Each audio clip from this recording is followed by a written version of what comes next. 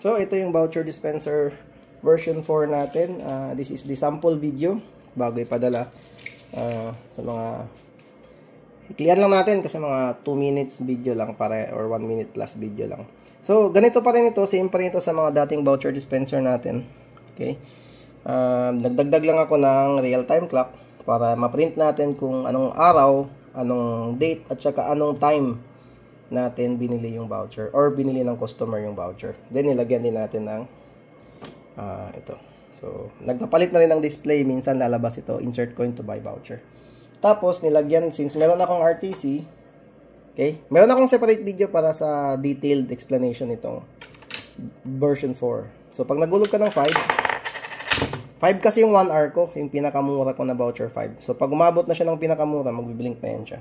Yan. Labas siya, 1 hour voucher. Button to proceed.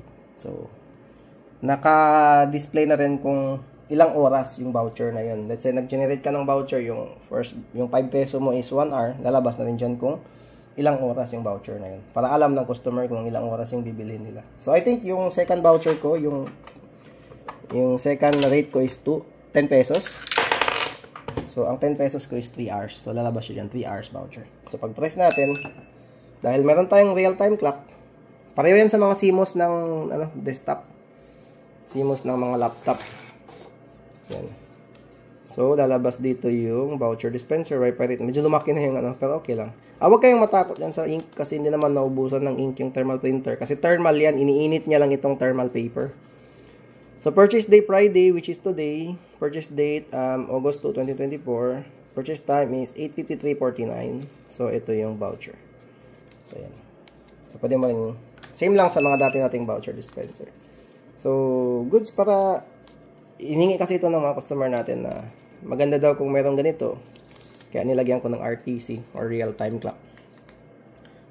Para, siya, ebidensya kung kailan binili.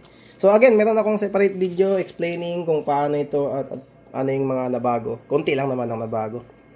Okay, at saka paano yung paggamit. So, same lang talaga. Yun lang, may dinagdag lang tayong dalawang parts. And, syempre, pinaganda natin yung setup ng LCD at saka ng output ng printer.